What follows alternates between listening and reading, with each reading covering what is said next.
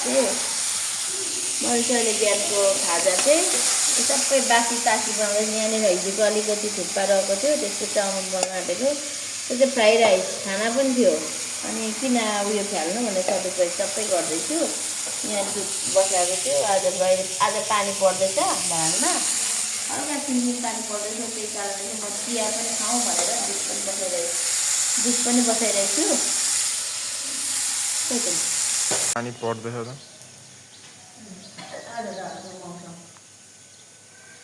कति टपमा चढ्दैछ नाम्ची।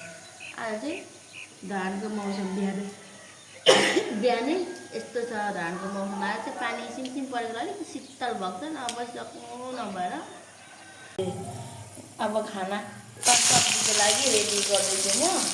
अहिले चाहिँ आजको मौसम पनि धेरै राम्रो धानको आज चाहिँ पानी परेर हल्का अस्ति बोइल गरेर राखेको सुँगुरको मासु छ। सुँगुरको मासु चाहिँ बोइल गरेर राखेको छु। यो अहिले आमा छोरालाई चाहिँ ग्रेभी भन्दा नि यसमा हल्का उयो गरेर खाने रस राखेर। आज मैले प्याज पड्काइदिएको यतिकै धेर नखराउने क्या मासु नखराउनु पऱ्यो। यतिकै खाइदिनु पऱ्यो भनेर भात सेला बसाएको छु। अहिले खोलेर देखाउँछु खाना पनि। मकैको च्याख्ला पठाएको छु। च्याख्ला चाहिन्छ र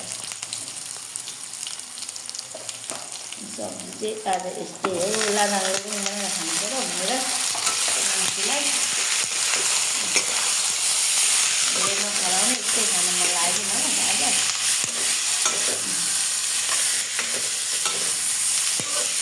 त्यही भएर चाहिँ प्याज अगाडि लगाइदिएको आएको भने मासुलाई नखराउने हुन्छ। अझै मैले नखराउने निर्णय गरेँ। यस्तै खानु पऱ्यो। हल्का रसको लाएर खाइदिनु त्यो भने सुँगुरको मासु लोकल सुँगुर हो कि त्यही भएर चाहिँ मौसम पनि उयो छ के अरे गर्मी छैन, चिसो छ। आज पानी परिदिनु चाहिँ मसला चाहिँ यत्तिकै हालिदिन्छु। अनि म चलाएर टमाटर हाल्छु। पानी छोडिदिन्छु क्या उसिने तरिकाले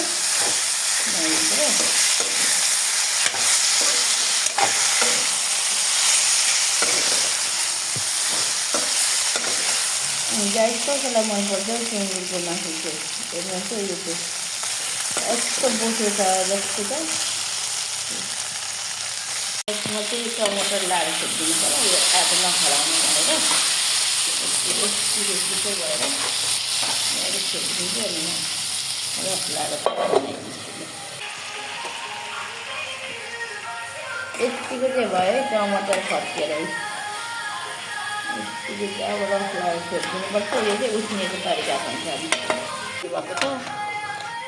यस्तो चाहिँ आज चाहिँ मकैको च्याख्लासँग मिक्स खाना छ। अहिले पस्केर चाहिँ फेरि देखाउँछु म। यतिकै चाहिँ भयो है मकैको च्याख्ला र चामल मिक्स। चाहिँ मैले यस्तो खाने पो उयो गरेँ निर्णय गरेँ। सुपै सुँगुरको मासुमा सुप भन्नुहुन्छ र तर मलाई चाहिँ यस्तै खानु मन पऱ्यो। यस्तै बनाएको गाइस हेर्नुहोस् है। अनि त्यस पछाडि टमाटरको चटनी पनि बनायौँ।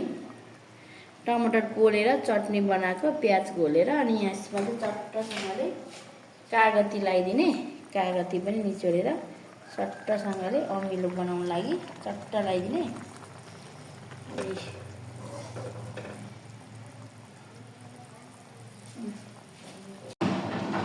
अब चाहिँ खाना खाने रेडी बनाएँ मैले।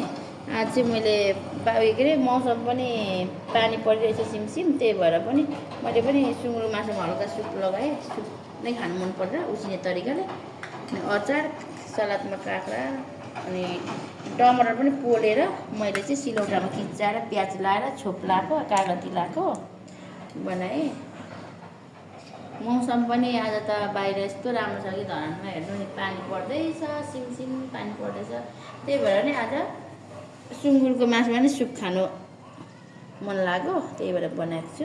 अब चाहिँ खानु लागि मै गाइस आमा छोराको खाना है यो चाहिँ।